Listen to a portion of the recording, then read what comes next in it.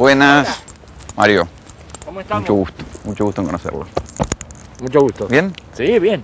Hola, ¿qué tal? ¿Bien? Llegamos puntualmente. Pero fue una contradicción, fue un error, algo pasó. ¿Por qué? ¿Por qué? Porque con esta lluvia llegar en punto hasta acá, Un lío, error. Bueno, ¿Cómo estás? qué lindo está esto. Casi, sí, bien. Casi siempre estoy en Mendoza. ¿Por qué nunca habla con la tele? Porque tenemos diferencia. Con la televisión, hombre. Me están poniendo las estufitas. Esta es la cosa. Muy bien. Qué lindo es esto, ¿no? Qué lindo. Qué acústica tiene. Sí, bárbaro. Es una cosa buenísima. ¿Por qué está hecho así? Porque lo que interesa, desde nuestro punto de vista, es el vacío más que el lleno. Entonces se retiran estas cositas y no hay nada. Como un Ni templo. ni íconos, ni colgajos, ni ninguna cosa. Me impresiona cómo resuena la voz. Ah, sí, sí, es buenísimo. Menos preocupado. Recién llegamos y ya empezamos. Menos preocupado. Bueno, a ver, empecemos ahora. Bien, más empecemos. desde el fondo de los tiempos. Empecemos. ¿De dónde salió usted? De Mendoza. Bueno, pero ¿qué sí? ¿A qué se dedicaba? Nada, había terminado el secundario. Estaba en ciencias políticas. Sí. Y- Sí. No, quedémonos acá. Hola. ¿Cómo estás? ¿Cómo estás? ¿De dónde vienes? De Paraguay, Pero muy bien. estamos siempre. Hola, ¿cómo están? Entonces, de Mendoza. ¿A qué se dedicaba? Bueno, teníamos una alcoholera familiar y demás, pero que hacía sus cositas, vendía farmacias, vendía a distintos lados. Traíamos fraccionado de Tucumán. Usted de joven me contaba que empezó a viajar. Sí. Casi en ese momento. ¿A qué edad? Entonces habrán sido, yo debo haber tenido 19 años, algo así. Y entonces me largué a lo más inmediato, a lo más contiguo, a Chile. Y de Chile empecé a subir por la puna de Atacama, casi. ¿Esto en qué año era? Esto era en el 57, 56, 57. Y seguí hasta Perú. En Perú ya la moto no funcionó, entonces... En moto, como el Che Guevara. Sí, empecé a tomar camioncitos, ese tipo de cosas, y llegué a Colombia, bien, recorrí distintos lados. Hola. ¿Cómo estás? Hola. Bien. Recorrí distintos países de América Latina y pegué la vuelta. Y seguí con mis cosas, las alcoholeras, todos esos líos. Después me fui a Europa. Y también recorrí varios países. Me quedé particularmente en Nápoles. Algo de 2 meses, una cosa así. Y seguí tomando muestras. ¿Qué es tomando muestras? Tomando muestras es ver cómo estaba lo que me parecía a mí que era un desequilibrio grande, sobre todo en el proceso de las generaciones, que unas suceden a otras, y eso tiene una mecánica, una dialéctica generacional, diría Ortega. Pero vi que había un desequilibrio muy importante generacionalmente hablando. Eso me quedó claro ya en el 68, donde las nuevas generaciones se levantaron, donde Mao Zedong aprovechó ese levantamiento generacional para alargar su revolución cultural. Bueno, que se vivió aquí en la Argentina en los tiempos de la guerrilla, ¿no? Padres contra hijos. Claro, todo ese lío. Efectivamente era lo que yo había visto que ya estaba en formación. Estaba en el aire. Sí, estaba claramente en aquella época. Esas eran las muestras que tomaba, sobre todo eran muestras generacionales. Los que me dieron muchas pautas de esos cambios generacionales eran los artistas jóvenes. Había muchos cambios en la visión del mundo de los artistas jóvenes que no tenían acceso a los medios, que no tenían acceso al gran teatro, a la gran exposición. Y me acuerdo particularmente de un grupo que se autotitulaba nadaísta, nadaísta. La nada misma. La nada misma, los nadaístas esos negaban todo y lo negaban con una fuerte dialéctica con sus padres, con el sistema establecido, con los valores establecidos. Eso me dio una sintomatología importante de lo que empezaba a desarrollarse. ¿Qué edad tenía en aquel momento? Y ya tendría 20 años, algo así, 22 años. O no, 10. Sí, por ahí, 20 años. Vuelve a Mendoza. Vuelvo a Mendoza. Me sigo dedicando a mis cosas. Después me voy a Europa. Sigo tomando muestras. Lo que pasa es que yo salté al 68 para aclararnos este asunto de que las muestras que tomaba me sirvieron para entender eso que ocurría 10 años después. A ver, pero Si para yo el año estoy en el 58 tomando esas muestras y viendo todo eso y viendo esa dialéctica generacional en marcha. Y en el 68 ya veo que en la Politécnica de Roma, en la Universidad del Cairo, finalmente en París, y no al comienzo, finalmente en París, y la revolución cultural de Mao y todos esos fenómenos, ahí veo explotar esa dialéctica generacional que simplemente había visto en pequeños círculos de artistas, de jóvenes rebeldes, y todo aquello ahora tomaba un carácter psicosocial. ¿Qué edad tenía usted en el 69? En el 69 tenía 30 años.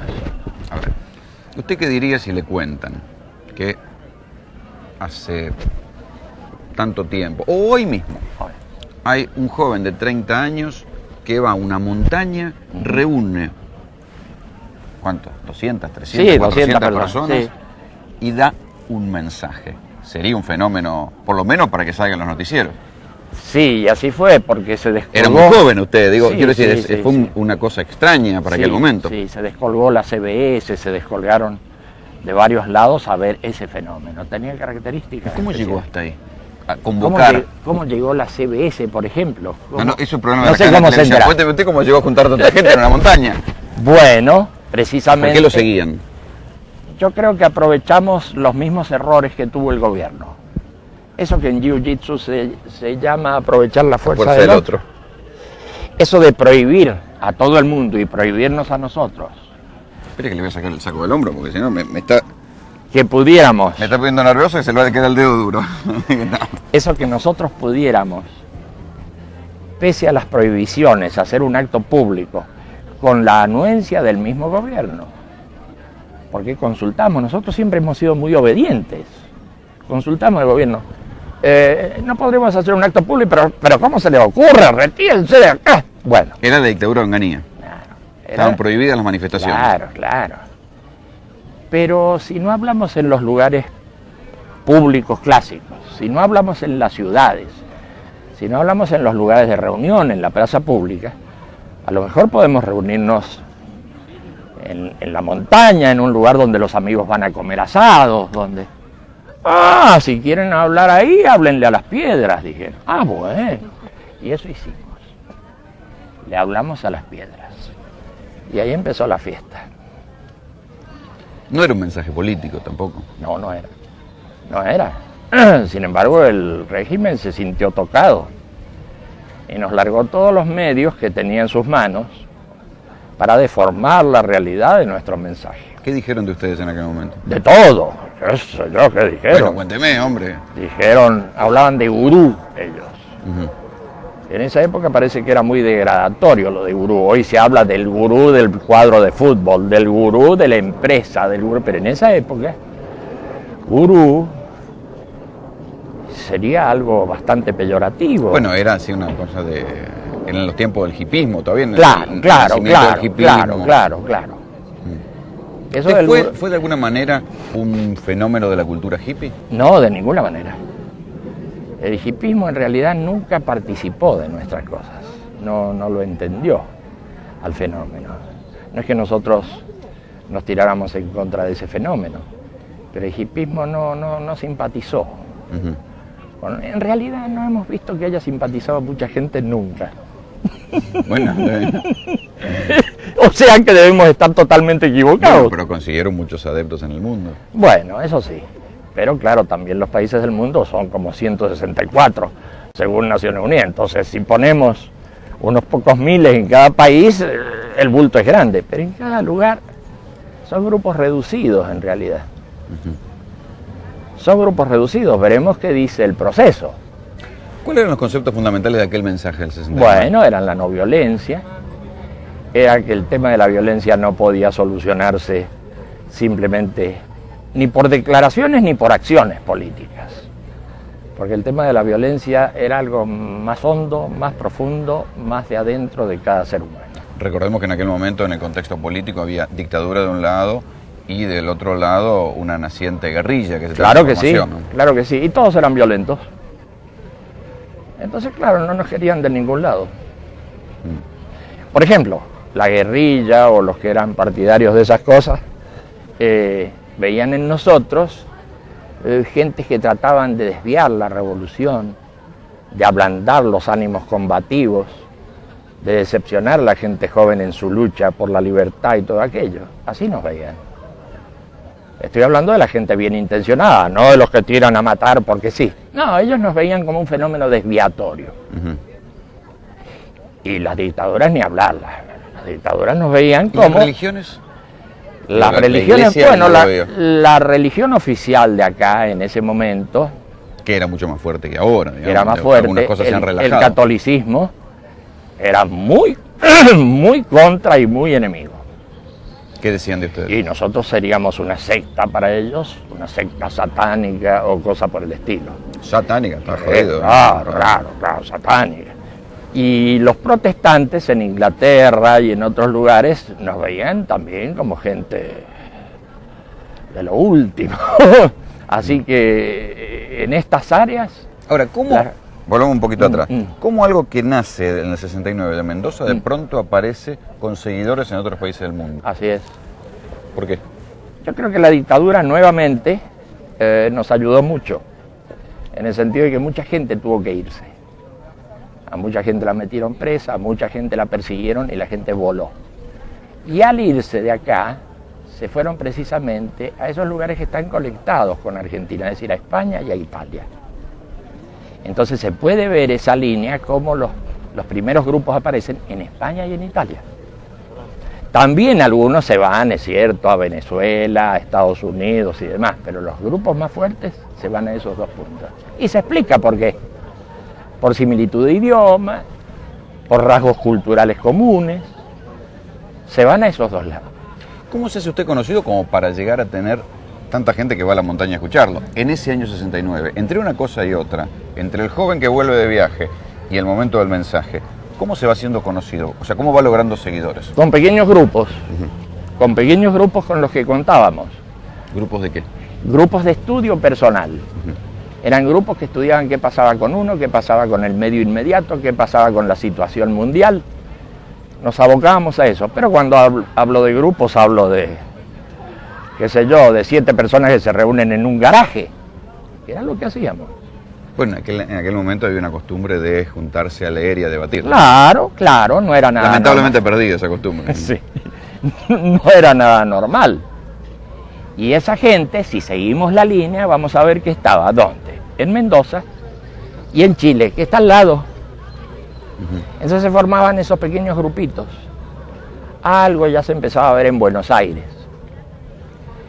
Pero cuando producimos esa arenga en la montaña, ¿quiénes llegan ahí? ¿Quiénes son esos 200 que llegan ahí? Son gente de Mendoza y gente de Santiago de Chile y unos pocos amigos que vienen de Buenos Aires. Pero, o sea, quiero decir que no hay nada misterioso en este desarrollo que se ve cómo se produce por las contiguidades geográficas o culturales como en los otros casos. En aquellos momentos donde todo era política, ya fuera que urgencia de revolución o guerra fría, usted proponía un énfasis en lo personal. Sí, así es. Y es lo mismo que propongo ahora. Un énfasis fuerte en lo personal. Porque para hablar de las situaciones sociales y económicas, nosotros hablamos en los términos del humanismo, adherimos en lo que el humanismo plantea como cosa importante. Pero para nosotros el centro de gravedad está en lo que sucede en uno. Pero si usted me dice, ¿qué hacemos con los gobiernos? ¿Qué hacemos con...?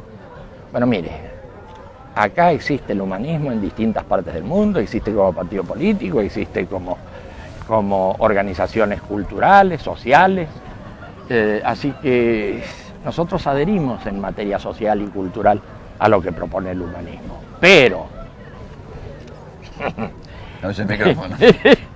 Pero en lo que hace a lo que ocurre con uno mismo,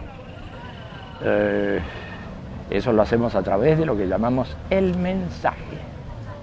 Un mensaje muy breve, muy pequeñito, con un librito muy chiquito también, que habla del camino, que habla de, qué sé yo, la vida cotidiana, y no mucho más. No es para nada complicado lo que sucede con el mensaje. Es algo muy al alcance de la gente. Es muy distinta a las formulaciones teóricas que a veces uno encuentra en el humanismo. Ahí hay formulaciones Usted no teóricas. se presenta en sociedad como un filósofo. No, absolutamente. Como un predicador. Tampoco porque es poca la prédica que hago en los lugares públicos. Ahora, cuando nos reunimos O entre sea, no es amigos... un predicador de masa, que No. y tampoco lo fue con el tiempo. No. Nunca ocurrió nada parecido a lo de los predicadores. ¿Y por qué lo sigue la gente? Yo creo que encontrará algo en común con su situación. No creo que sea por la fuerza del verbo o lo que yo presente como punto importante en mis explicaciones de las cosas. No, yo creo que es porque la gente tiene eso en su En el interior. mensaje había una interpelación fuerte al sufrimiento, a la gente que sufre. Sí, sin duda, a la gente que sufre y al fracaso, sobre todo al fracaso. A nosotros nos parece un punto capital. Quien crea que no ha fracasado va a tener problemas para entender lo que decimos. En realidad no va a tener problemas porque es alguien de éxito. Y eso que era otro tiempo, donde había otras ilusiones, ¿no? Sí, Pero por supuesto. Esto después con los años, cuando se empezó a hablar del no future y Sí. Es con el tema del fracaso, donde nosotros ahí hemos puesto especial énfasis. ¿Por qué la cuestión del fracaso y del sufrimiento es un punto de tal atracción para la gente, o para la gente que escucha? Y porque la gente lo reconoce como real, como verdadero, como experimentable. No es algo que esté publicitado en el sistema. Usar la palabra fracaso es lo menos convocante y lo menos publicitario que uno puede imaginar. ¿Cómo va a decir? Lo menos seductor. Nosotros somos fracasados. Ah, muy bien. Eso no lo vamos a escuchar. Es todo lo contrario. Entonces hay Pero habla del sufrimiento íntimo de la gente. Claro. Entonces hay tal verdad en lo que decimos que mucha gente lo registra y dice, bueno, esto debe ser así, posiblemente. Por ahí va. Por el lado del reconocimiento de una verdad interna y no por el lado de un armado ideológico. No, es por el lado del reconocimiento de una verdad interna. Cambiar desde uno, entonces. ¿Cómo Sí. se cambia una persona desde sí misma? Es como levantarse de los propios pelos. Difícil, difícil. Pero justamente el reconocimiento del sufrimiento es el que impulsa fuera del sufrimiento. Cuando uno reconoce que la cosa está mal y que la cosa no tiene salida, uno busca aire fresco, busca abrir las ventanas para que entre el sol, para que entre el viento. Y entonces uno cambia, o puede cambiar por lo menos. ¿Cuántos Eso creo. seguidores llegó a tener? seguidores. Bueno, Digamos, es un modo de llamarle. Sí, digo, de acuerdo. alguna manera. De acuerdo. En el mundo Y no sé, habrá 1 millón, 2 millones, algo así será. es mucho. Pero hay que preguntarle a los muchachos que andan con las estadísticas. Ellos saben, ellos cuentan todo. Sí, debe ser una cosa así. Bueno, no es habitual que alguien que reflexiona desde Mendoza Mm. logre 1 millón de personas que compartan su pensamiento en el mundo. Digo, no hay otro No, caso en no. Argentina. No creo que haya una cosa así. Pero Además, un pensamiento organizado. sí, tiene sus virtudes y tiene sus defectos. Mm. Pero en fin. Con no el correr de los años lo persiguieron, digamos, lo Sí. acusaron. ¿Qué pasó en la dictadura, por ejemplo? A mí me metieron preso 17 veces. Que no es mucho, porque me tenían preso una semana, me soltaban, me mandaban a Villa Devoto, a distintos lados, pero... ¿En la dictadura de Onganía o en la dictadura de Videla? En la última, en la de Videla, sobre todo. ¿Con pero, qué cargo? ¿Eh? ¿Con qué cargos? Nunca había cargos. Nunca había cargos, y eso era lo más interesante. Que le metían preso en Mendoza y lo mandaban para acá. Ah, claro. Por ejemplo, hicimos una conferencia en la Sociedad Suiza, acá en Buenos Aires. ¿En qué cabeza puede caber que en medio de una conferencia aparezcan unos tíos llenos de ametralladoras y metan a 500 presos por estar en la conferencia? A ellos los tuvieron que ir soltando. Una conferencia en la que además se hablaba De lo que búsquedas hablamos. personales. No, claro. Así que la cosa es complicada, como lo ven ellos, o como lo vieron ellos.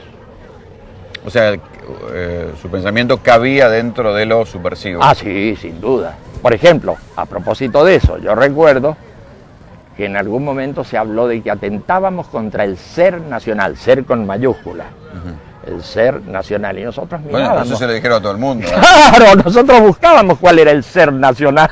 Era un problema para nosotros poder saber en qué estábamos, de acuerdo a las acusaciones. Entonces siempre fue borroso, siempre fue difuso.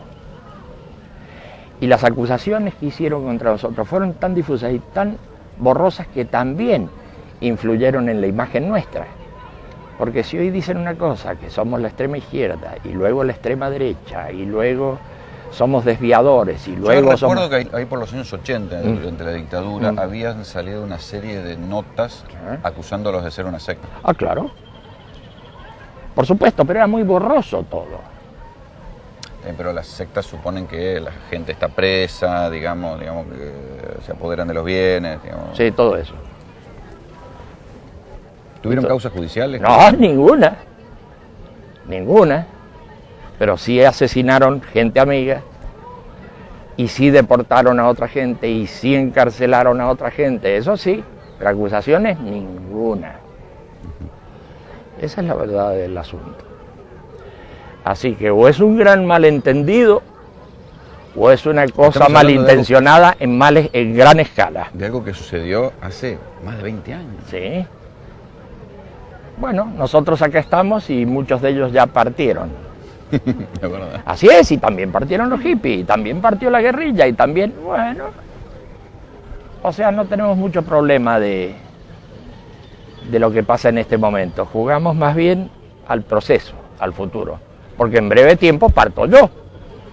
Y entonces, ¿qué pasa? No pasa nada, pasa que sigue esto desarrollándose.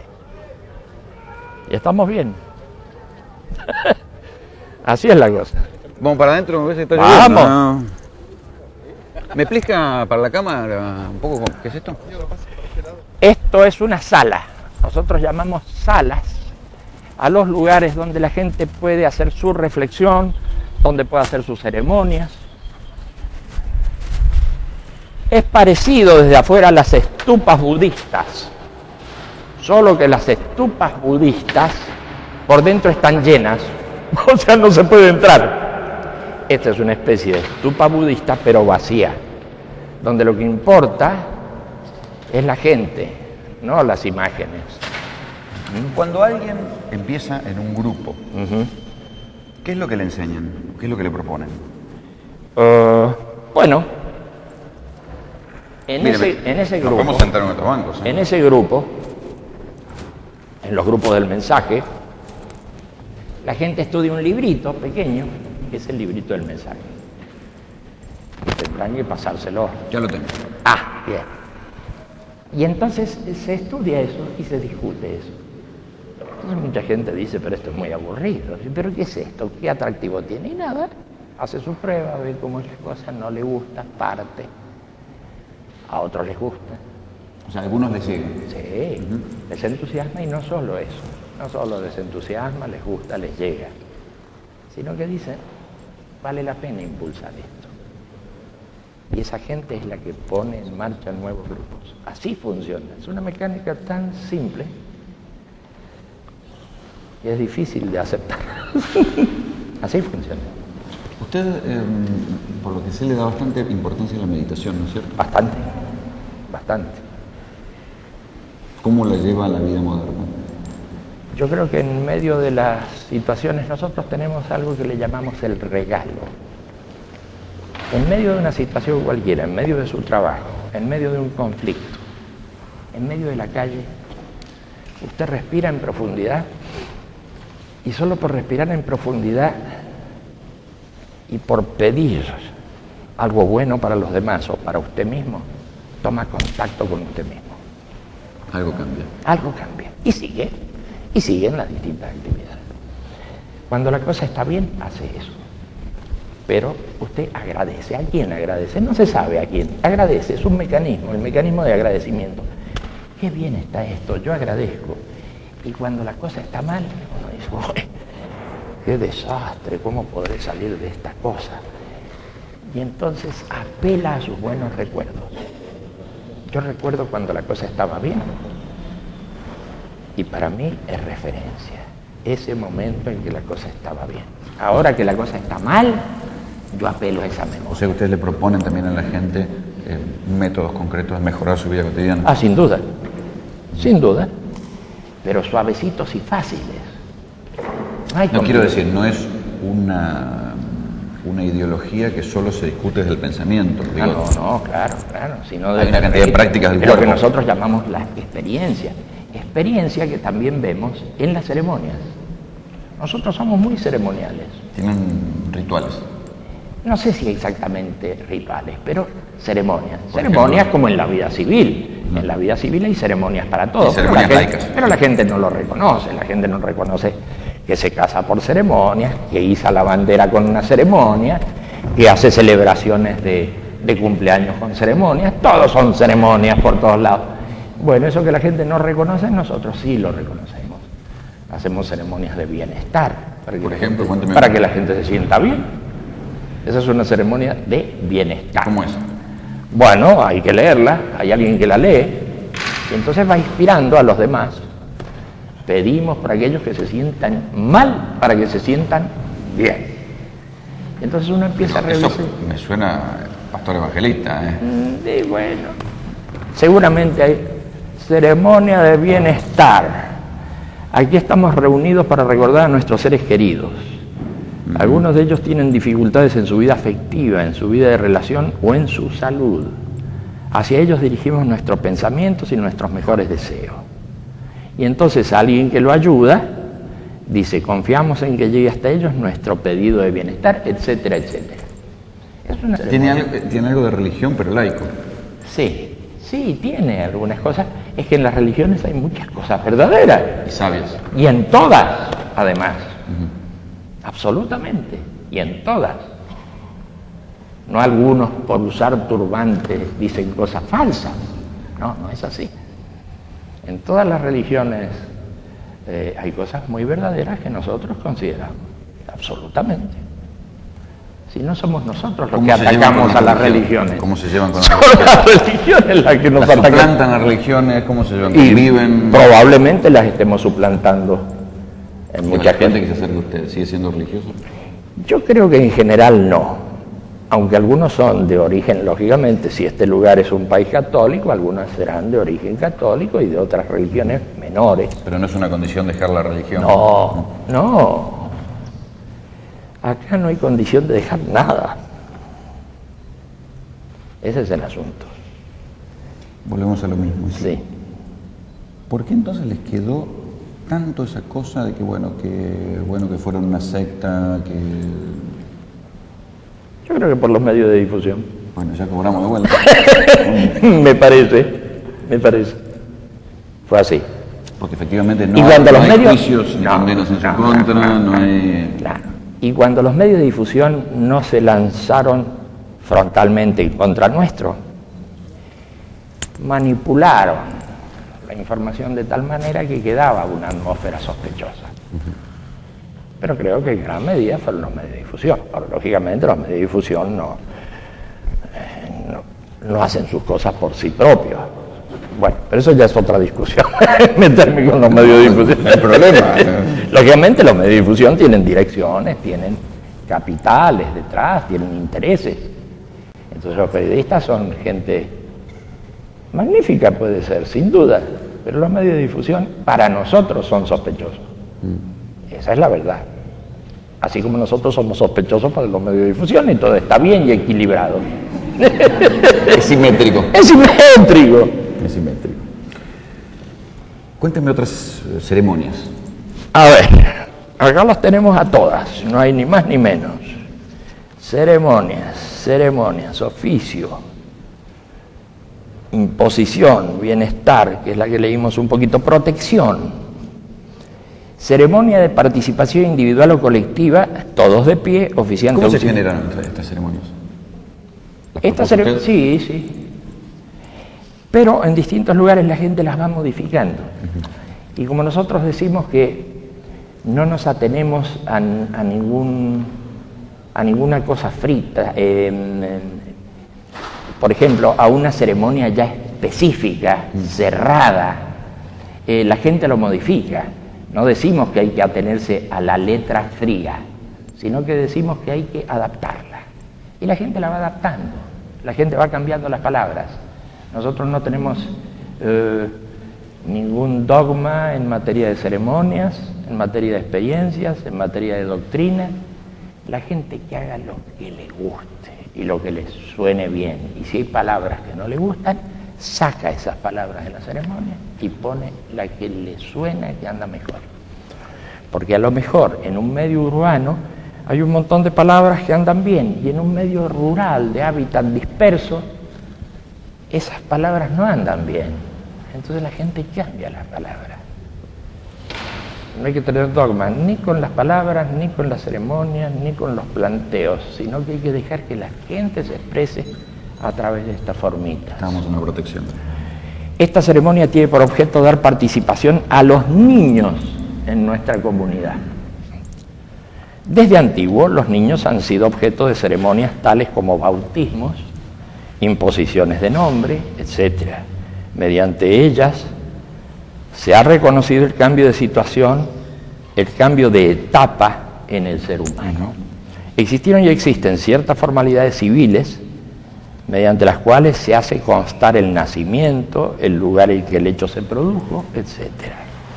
Pero la trascendencia espiritual que acompaña a una ceremonia de este tipo nada tiene que ver con la frialdad de las constancias escritas, sino que está ligada al júbilo de los padres y de la comunidad al ser presentados los niños públicamente. Esta es una ceremonia mediante la cual el estado de los niños cambia al convertirse en partícipe de una comunidad que se compromete, esa comunidad se compromete a hacerse cargo de ellos, de los niños. La tribu. La tribu. En caso que desafortunadas circunstancias lo dejaran desvalidos.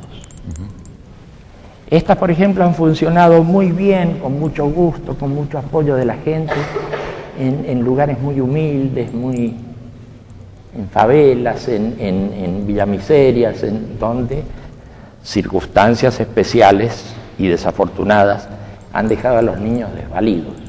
Entonces la gente de la comunidad se encarga de apoyarlos, no de contenerlos, que es una palabra manipuladora, de apoyarlos.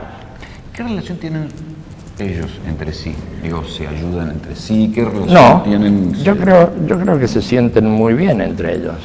No, digo, si en la vida cotidiana ser un seguidor suyo genera otras maneras, tienen el contacto, les cambia la vida. Acá, por ejemplo, está claro que con el caso de los niños, si estos niños quedan solos... Claro, por eso lo pensé. Si estos niños quedan solos... Sí, digo, también son una red de ayuda entre ustedes. Sí, pero no creo que tenga formalidad de ningún tipo. Seguramente la gente amiga hará negocios, seguramente los que se conocen entre sí hablarán a terceros por este otro amigo. Seguramente pasará eso como pasa en todos los grupos de amigos, pero institucionalmente no pasa nada de eso. Ni se plantea eso. Ni se predica eso, muchachos, ustedes que están en la misma, hagan una buena trenza, que esto se va para arriba. No funciona así. No funciona para así, porque incluso las diferencias de estrato económico y demás son muy grandes, son muy diversas. Así que son estratos distintos, edades distintas, situaciones vitales distintas. En un momento dado, usted propuso, formó o alentó la formación de partido político. Sí, claro. ¿Por qué? Está bien, porque es un modo de expresarse en el mundo. El humanismo tiene muchas formas de expresión. Los partidos políticos humanistas es una. Los centros de las culturas es otra. Las comunidades para el desarrollo humano es otra. Son muchas formas de expresión. En el humanismo se ha apostado fuertemente a la diversidad. No se ha apostado a la cosa monolítica, el partido monolítico que absorbe todo. ¿Y por qué no fue candidato? ¿Qué voy a ser candidato si no soy político?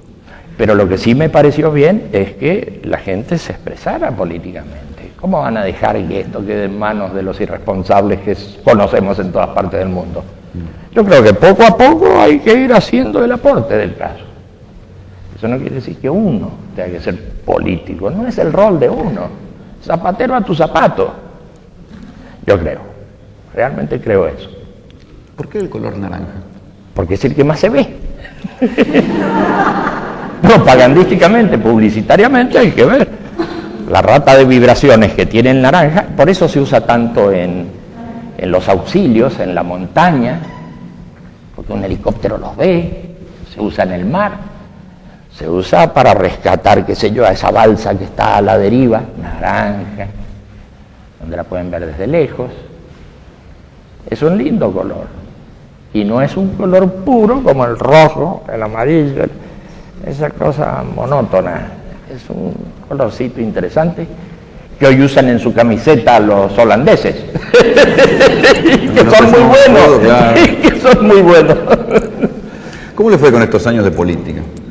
¿Cómo fue la experiencia del Partido Humanista? Bueno, yo sé que en las últimas elecciones, en el caso de este país, los humanistas tuvieron 250.000 votos, cosa que no se conoce por la prensa, pero que está, todos esos datos están. 250.000 votos es muy pobre, pero si comparamos con el resto de la izquierda en Argentina, todos ellos sumados prácticamente están en condiciones inferiores a las del Partido Humanista. Esa es la verdad. Eso es lo que puedo decir. ¿Hay otros partidos humanistas en otras partes del mundo? Sí, claro. ¿Similares a este? Sí, claro. Claro. Por ejemplo, en Chile el humanismo compartió con el Partido Comunista la dirección de toda la izquierda, y el candidato del Partido Humanista fue el candidato a la presidencia de Chile entre 4 candidatos que había en ese momento. Quiero decir, como ejemplo de actividades políticas, desarrolla muchas actividades. Como político, ¿qué promovería usted? Yo promovería lo que están haciendo los partidos humanistas. No, pero bueno, ¿cuál ideológicamente? Ideológicamente, en el caso de América Latina, yo propondría que apoyaran, no importan los resultados y no importa las rispideces que pueda tener alguno de ellos, apoyaría, claro, a Chávez, apoyaría a Evo Morales, apoyaría a Kirchner, apoyaría a Tabaré Vázquez, apoyaría eso que de algún modo están haciendo fuerza por lograr una cierta independencia. O sea que en los términos ideológicos tradicionales este es un hombre de izquierda. Sí, sí, eso es así. Agregándole esta cuestión de la búsqueda personal con meditación, Más con bien- otras técnicas Más bien yo diría que es a la inversa. Básicamente soy un hombre que piensa en términos de la realización interna y secundariamente se expresa en el mundo en distintas expresiones artísticas, políticas, culturales, etc. Así lo pondría yo. Pero básicamente nuestro planteo es el del cambio interno. Y si no hay ese cambio interno, no hay sistema que pueda modificar esto. En el año 69 usted ya hablaba contra las drogas, cuando todavía las drogas Claro, eran claro. un problema. ¿Y hoy? Y estamos en la misma, solo que el mundo ha empeorado. Así es la cosa, hablábamos contra la violencia, estamos en la misma, solo que el mundo ha empeorado. Hablábamos contra los desbordes sociales, solo que el mundo va a los desbordes. Hablábamos de la caída de un sistema, medio sistema cayó, ahora falta el otro, la otra mitad del sistema. Es decir, eso hablamos, pero las condiciones empiezan a ser diferentes y empiezan a parecerse mucho a lo que hablábamos hace 30 años. Cada día se parecen más. Eso lo digo no con mucha satisfacción, porque lo que implica eso es mucho problema, mucho sufrimiento, mucha crisis, mucho lío. Pero intelectualmente, sí, ¿por qué no? Lo decimos con cierto orgullo, así, con sordina, con cierto orgullo el habernos adelantado tanto a acontecimientos, sobre todo desafortunados, que hoy están trabajando a toda máquina y a todo vapor en todas las latitudes. Es un desastre cómo está la cosa. Pero de eso hablábamos cuando nos decían, ¿qué vienen a hablar de pacifismo en este país? ¿Por qué no se van a Vietnam? Decían eso, decían cosas de ese tipo. ¿Qué se hace contra la violencia interna? Contra la violencia interna. Contra la violencia interna hay que llegar a entender que todo es muy ilusorio. Todo es muy ilusorio y todos marchamos rapidito hacia la muerte. Así que todo lo que uno haga, más vale que lo haga para mejorar su condición, para buscar algo trascendente, porque de todos modos todo termina con la muerte. Y si todo termina con la muerte, no hay sentido en la vida, a menos que usted encuentre otras posibilidades. Por ejemplo. Por ejemplo, la trascendencia, más allá de la muerte, es una posibilidad que la gente razonable debería explorar. ¿Por qué tanta censura? ¿Por qué tanta autocensura? Ya se acabó el racionalismo del siglo XIX y XX. La gente debería ponerse a explorar esos nuevos caminos. Y decir, ¿y es que todo se acaba con la muerte o es que...? ¿Y usted qué cree? Yo creo que no, pero eso es lo que creo yo. Y lo que yo creo es irrelevante. Pero la gente... Bueno, hay mucha gente para la cual no es irrelevante lo que usted cree. Es cierto, pero es poca gente al lado de 6.000 millones de habitantes que hay en el mundo. 1 millón al lado de 6.000 millones. Uno en 6.000, no hacemos nada. Aparte del problema de número está el problema de las influencias.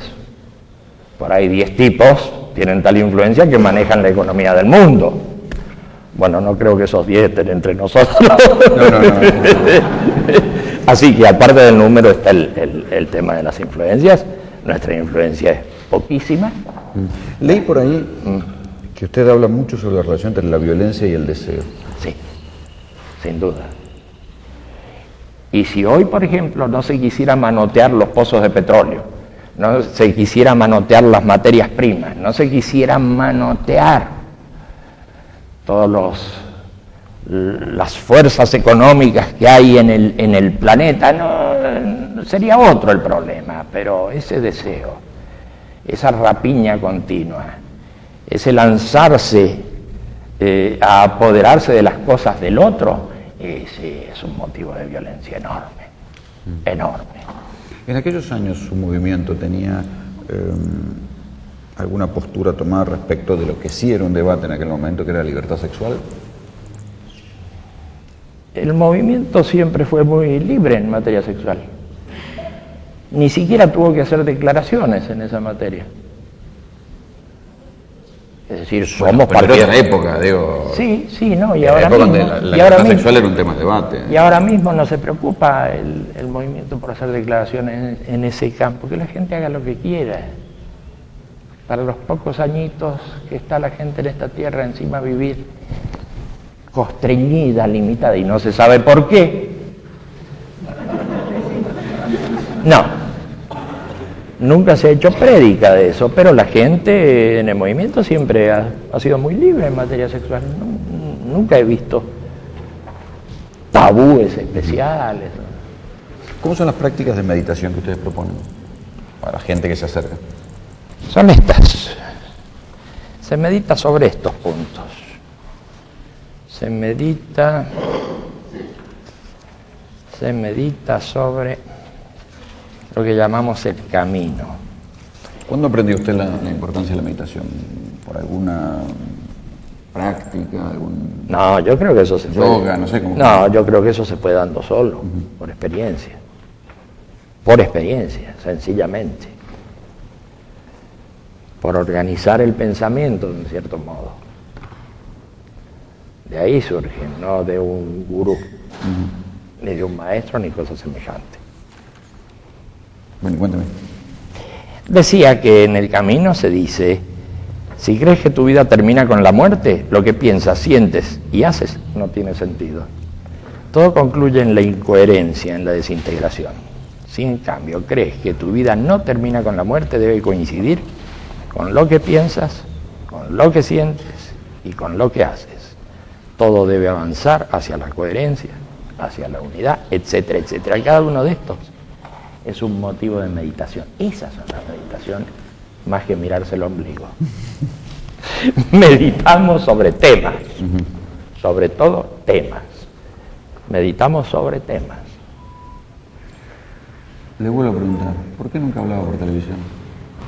Bueno, en realidad he hablado en algunos momentos, cuando por ahí ha habido una convocatoria de alguien que ha dirigido la TV y nos ha dicho, ¿por qué no venís a hablar acá, conversemos, discutamos? Sí, sin ninguna limitación, sin ningún requisito, sin ninguna condición, sin firmar ningún libro. Sí, bueno. Y entonces hemos ido. Eso ha sucedido muy pocas veces. Ha sucedido pocas veces, pero ha sucedido. Ha sucedido aquí, ha sucedido en España, ha sucedido en Italia, ha sucedido en Francia, ha sucedido en Moscú, ha sucedido en muchos lugares, pero cum grano salis, como en pequeña dosis, sí ha sucedido. En otras partes del mundo el mensaje y los grupos son similares, la búsqueda es similar. Sí, la búsqueda es similar y las formas creo que difieren. Sí. Usted supongo que habrá viajado, habrá conocido gente de otros países. Sí. ¿Qué difiere? Y difieren en la organización de las palabras, difieren en cómo presentarlo. Tienen diferencias. Se hace raro encontrar a alguien hablando en ruso, discutiendo lo que usted propuso. Sí, claro, pero no es que yo entienda ruso. No, pero igual debe ser raro. Es raro, sí, pero funciona bien. Funciona bien como funciona en la dimensión humana, independientemente de las cualidades lingüísticas que pueda haber en un punto o en otro, en las precisiones. No, funciona bien en todas partes. Y en eso estamos. ¿Cómo se definiría usted? Si usted tuviera que explicarle... ¿Cómo me definiría? Si tuviera que presentar en sociedad, si bueno, yo me dedico, yo soy... ¿Cómo se definiría? Yo me definiría como alguien que no tiene las cosas muy claras. Frente a la claridad que todos tienen. Todos ustedes tienen mucha claridad, todos ustedes son una maravilla y uno es un infeliz que no sabe ni dónde está parado. Claro, Lao Tse lo planteaba en un sentido parecido. Todo el mundo sabe cosas, todo el mundo sabe qué es lo bueno, qué es lo malo, qué hay que hacer, qué no hay que hacer. Y yo ando como un estúpido en el mundo, sin entender para dónde voy. ¡Qué bueno! Inteligente es eso. Bueno, pretender que uno sabe quita incertidumbre. Claro. Bueno, así me presentaría, como alguien muy dubitativo, como alguien que no entiende bien cómo son las leyes de la historia, las leyes de los hombres, básicamente como eso. Y a partir de eso nos pondríamos a hablar. A lo mejor. Mario, Me tengo que ir. muchas gracias. Al contrario. Muchas gracias a vos. Gracias a todos. Nos vemos. Hasta luego.